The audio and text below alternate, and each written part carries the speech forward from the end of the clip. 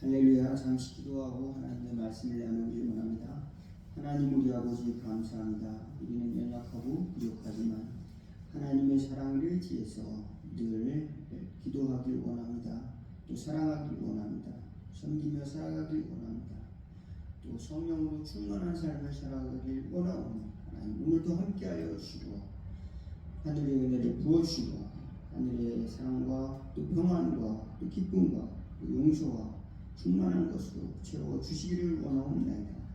늘 주님의 은혜를 간구할 때 성령의 기름을 덧입혀 주시고 마지막 때에 믿음으로 살아가는 믿음의 등불을 가진 성도들이 될 수 있도록 하나님의 사랑과 은혜의 등불을 가지고 살아가는 저희들 될 수 있도록 축복하여 주옵소서. 예수 그리스도 이름으로 기도하옵나이다. 아멘.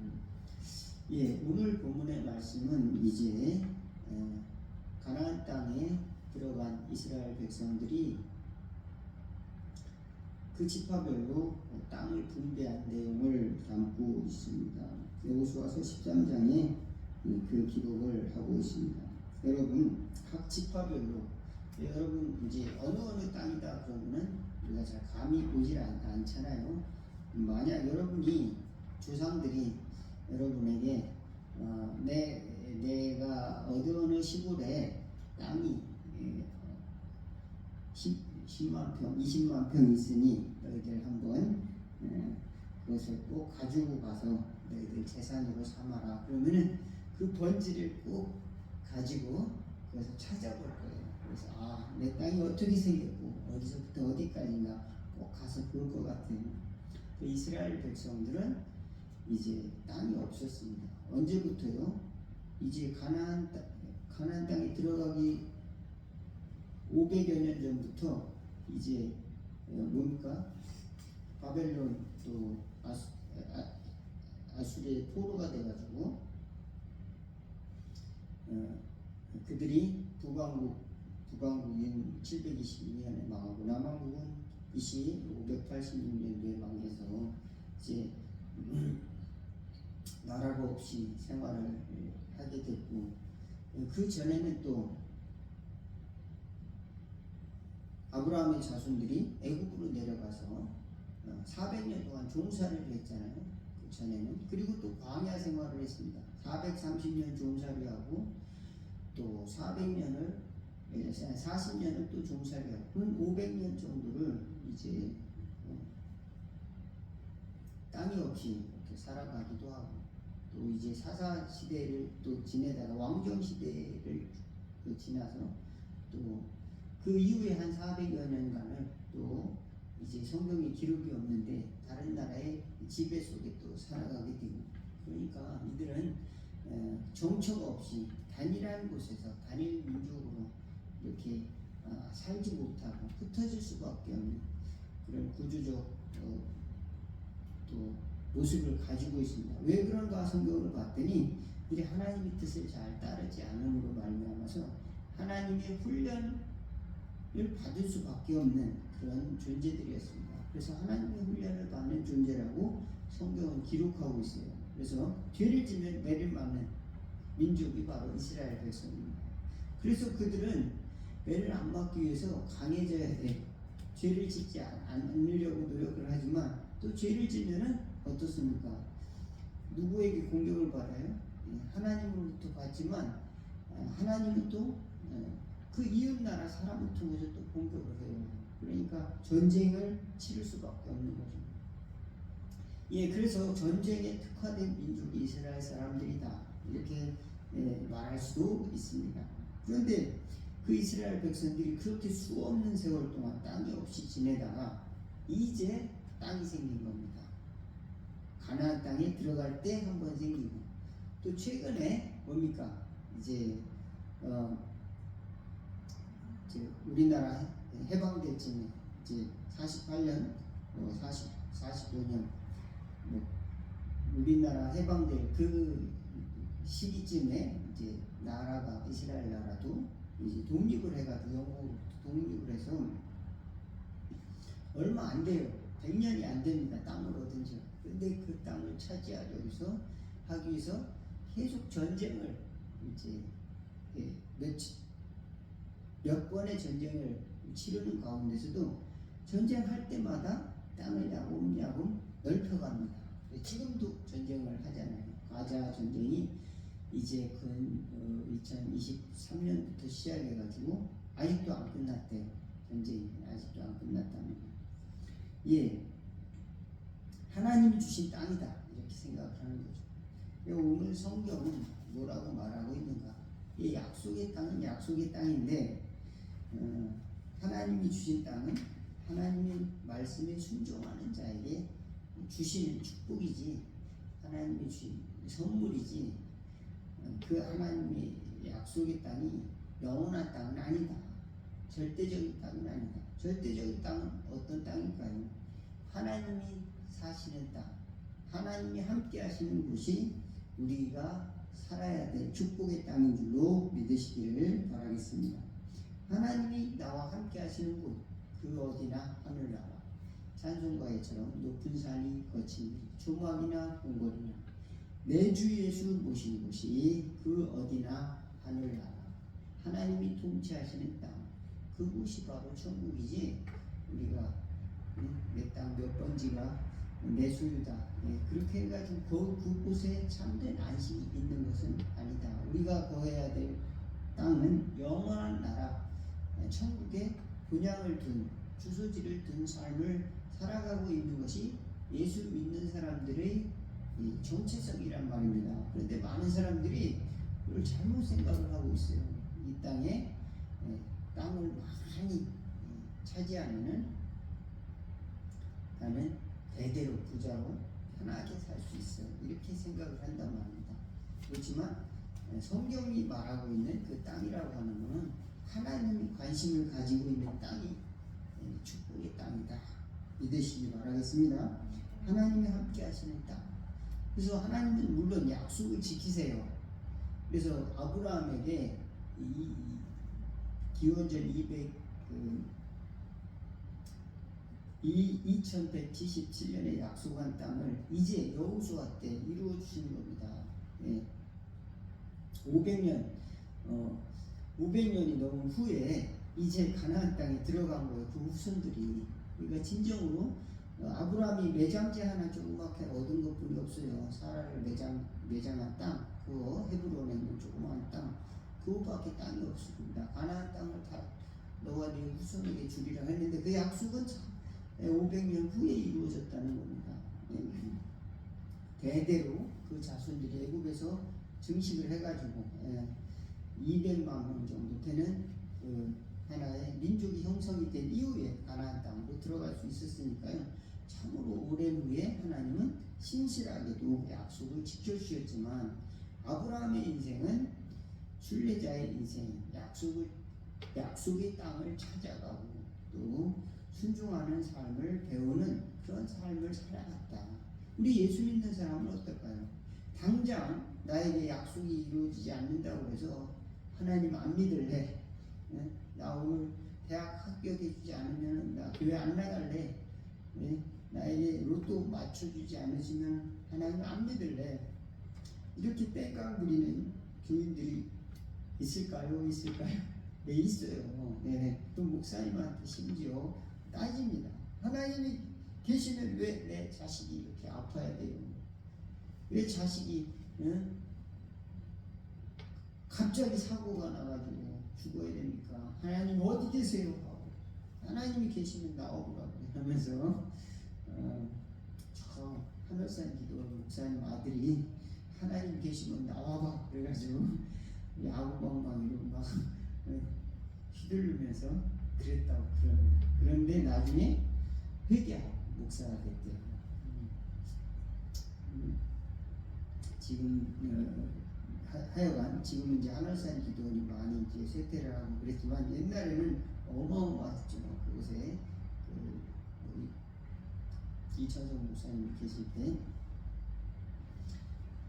하나님이 주신 기업 그것을 사람들은 잘 깨닫지 못하고 살아가고 있다. 성경에 보니까 레위인들은 특별히 기업이 없었어요. 레위인들은 기업이 없어서 13장 오늘 이제 14절에 보면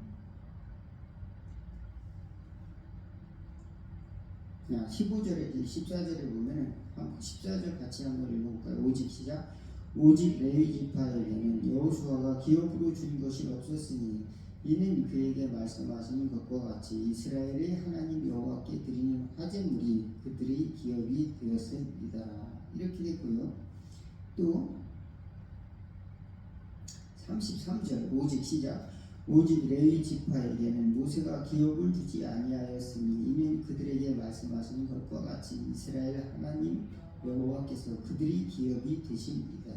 예, 그러니까 하나님께 드리는 그 음식, 그것이 자기의 먹을 것이 되었다. 기업이라고 하는 것이 그러니까 소유인데 옛날에는 무슨 돈이나 무슨 뭐 의복 뭐 이런 것보다도 먹고 사는 게 이렇게 중요했나 봐요. 예나 지금이나.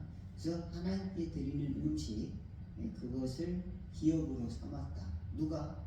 레위인들이. 그러니까 그저 그 음식을 어떻게 먹었을까요? 그러면 그 음식을 농사지어서 먹은 게 아니고 그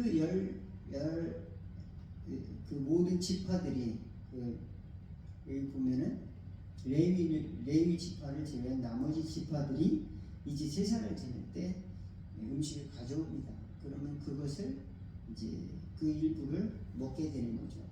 그래서 레위인들이 그렇게 살아갔다. 레위인들이 뭐 적은 숫자는 아닙니다. 그래서 그런 숫자들도 같이 더불어서 그들 곁에서 살아갔다는 것을 알 수가 있습니다. 특별히 큰 이 땅을 그들에게 구역을 정해준 것이 아니고 그들에게도 이제 같이 살 수 있도록 조금씩 영역을 주었지만 섞어서 그 여러 지파 중에서 여기저기 흩어져서 살 수 있도록 이렇게 해주신 것이다 하는 것을 알 수가 있습니다. 예, 또 33절은 특이하게 여호와께서 그들이 기업이 되시니라 그랬습니다. 예, 그래서 하나님이 그들이 기업이 되었다라고 하는 겁니다. 그래서 저는 그런 생각을 합니다. 특별히 나는 세상에서 내 소유가 없고 가난하고 또 잘하는 게 없다. 그래서 늘 나는 유산도 없고 물려받은 것도 없고 흙수저다 이렇게 생각할 때 하나님이 나의 기업이 되면 얼마나 좋을까, 이런 마음을 갖는 기회가 있기를 바라겠습니다. 하나님이 함께 하시는 그것이 기업이 되는 줄로 믿으시기 바라겠습니다. 하나님이 도와주시면 기업이 된다. 예, 하나님의 기업. 시편 기자는 이렇게 말하고 있어요. 시편 16편 같이 한번 읽어볼까요?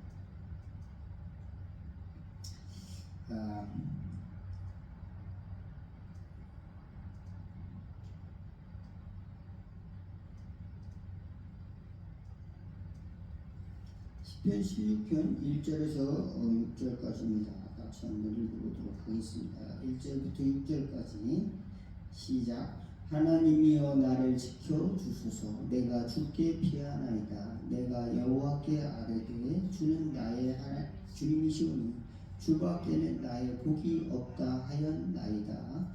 땅에 있는 성도들은 존귀한 자들이니 나의 모든 즐거움이 그들에게 있도다.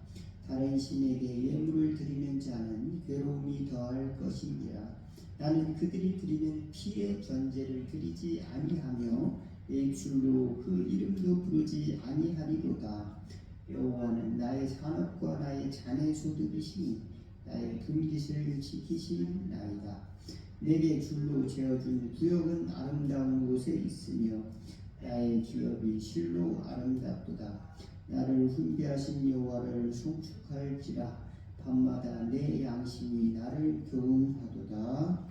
아멘. 예, 우리는 우리 양심 속에 하나님을 섬기며 하나님이 우리 기업이 되신다라고 하는 사실을 깨달을 수 있다면 그 사람은 복된 사람이다. 저와 여러분이 하나님이 주신 기업을 잘 알지 못하고 나는 흙수저입니다. 왜? 나는 또 하나님이 주신 달란트가 하나도 없어서 이렇게 고생하면서 대대로 가난하게 살아갑니다. 하나님 나에게 왜 어마어마한 부여를 주지 않습니까? 이렇게 기도하는 사람도 있지요. 하나님 나에게 대박을 터뜨리게 도와주십시오. 하나님 나에게 큰 축복을 주십시오. 부자가 되게 해주십시오. 이렇게 기도할 수 있을 것입니다. 그렇지만 하나님 자신이 기업이라고 하는 것을 아는 사람들은 이 하나님도 우리의 기업이 될 수 있다는 것을 잊고 살아가는 것입니다. 모르고 살아가요. 여러분, 하나님이 여러분에게 주신 것을 모르고 살아가는 것 가장 좋은 비유가 누가복음 15장입니다. 누가복음 15장에 두 아들이 있는데 첫째 아들은 큰 아들입니다. 큰 아들이 아버지 밑에서 열심히 일해요. 그래서 아버지 것을 자기 것처럼 이렇게 써도 되고 그렇게 사용하면서도 아버지는 나를 좋아하지 않아. 아버지는 나를 사랑하지 않아. 이렇게 아버지 뜻을 모르고 또 아버지를 섬기는 척 하면서도 마음으로는 부모님의 뜻을 잘 이해하지 못하고 살아가는 첫째 아들이 있고, 또 하나는 내 뜻대로 살아갈래요. 아버지 재산 다 나에게 빨리 주세요. 그래가지고 아버지가 죽기도 전에 재산을 다 팔아가지고 내가 성공해서 돌아올게요 하고 자기 마음대로 살다가 거지가 되어서 돌아왔다. 그런데 그 아버지는 그 세월이 얼마나 길까요? 그죠? 그러니까 그만큼 그 세월 동안 나이가 들었겠죠. 그렇지만 집 나간 아들이 얼마나 보고 싶었겠습니까? 거지가 되어 돌아온 아들을 얼싸안고 네가 살아서 돌아왔으니 우리 잔치를 벌이자 이렇게 했는데, 큰아들은 저놈의 자식이 우리 아버지 재산을 다 팔아서 창기와 같이 말아먹은 저 나쁜 놈 하면서 잔치 자리에 들어가서 밥도 안 먹고 들어가지도 않았다. 그게 바로 누가복음 15장의 내용인데, 이 모습이 모든 성도의 모습, 모든 사람들의 모습이 아닌가. 나는 하나님 뜻대로 살아요 이렇게 하면서도 위선적으로 겉으로는 멀쩡하게 하나님 뜻대로 사는 척하면서도 진정으로 하나님의 뜻을 잘 깨닫지 못하고 사랑하고 섬기고 포용력 있게 살아가지 못하고 살아간다. 굉장히 이기적으로. 또 하나는 내 뜻대로 살아갈래요 하고 수 없는 세월을 후손세월로 살아가는 참된 열매를 맺지 못하고 그저 거지처럼 돼지가 먹는 지엽 열매도 구하지 못해서 그렇게 가난하게 살아가는 또 사람들이 많이 있지 않습니까? 이것이 바로 하나님이 우리에게 주신 것을 잊어버리고 사는 인간의 모습이다 라고 말씀을 드리기를 원하는 겁니다. 그럼 하나님이 주신 것을 우리가 곰곰이 생각해 보면 하나님이 주신 축복이 있습니다. 가장 큰 축복은 그 아들 예수님을 우리에게 보내주셨다. 성령님을 보내주셨다.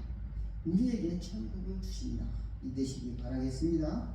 회개함으로 우리는 하나님의 나라의 은혜를 받게 되고 성령을 받게 되고 그 음성을 듣게 되고 또 예수님을 우리에게 축복으로 허락하여 주셨다. 누가 그 아들을 주시겠습니까? 모든 것보다도 아들은 안 줄 거예요. 아들의 생명을 주지 않을 것입니다.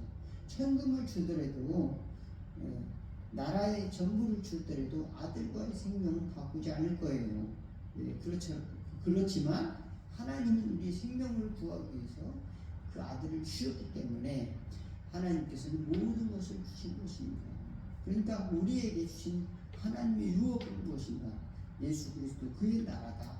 하나님의 나라가 저와 여러분의 유업이라고 하는 사실을 반드시 기억하는 저와 여러분 다 되기를. 저와 여러분의 몫이 무엇이냐라고 했을 때 주님 나는 그 재산도 없고 가진 것도 없고 달란트도 없어요. 하나님 내게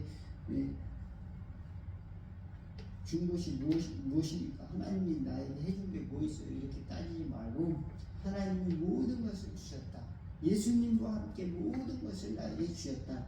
깨닫는 저와 여러분 다 되기를 주의 이름으로 축원을 드리겠습니다. 기도하겠습니다. 하나님 우리 아버지, 부모님이 우리에게 해주신 것이 무엇이 있습니까? 라고 반항하는 자녀들처럼 우리도 하나님이 내게 무엇을 해주셨습니까?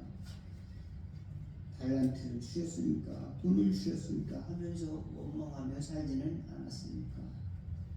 저희들 주님이 주신 천국의 유업을 이 땅에서도 깨닫고 살아가는 높은 산이 거치리 초막이나 궁궐이나 내 주 예수 모시는 곳이 그 어디나 하늘나라 찬양하는 심령 되게 도와 주시옵소서. 하나님 아버지의 뜻을 깨닫고 순종하며 살아갈 수 있도록 성령을 더하여 주옵시고 예수님이 우리의 기업임을 깨닫고 믿음으로 승리하는 믿음으로 살아가는 저희들 믿음의 등불을 들고 살아가는 저희들 아버지의 마음을 저희도 헤아리며 순종하며 살아가는 저희들 되도록 축복하여 주옵소서. 예수 그리스도 이름으로 기도하옵나이다. 주기도문 하겠습니다. 하늘에 계신 우리 아버지 이름이 거룩히 여김을 받으시오며 나라가 임하옵소이다. 뜻이 하늘에서 이룬 것 같이 땅에서도 이루어지리다. 오늘날 우리에게 일용할 양식을 주옵시고 우리가 우리에게 죄진 자를 사하여 준 것 같이 우리 죄를 사하여 주옵시고 우리를 시험에 들게 하지 마옵시고 다만 악에서 구하옵소서. 그게 나라와 권세와 영광이 아버지께 영원히 있사옵나이다. 아멘.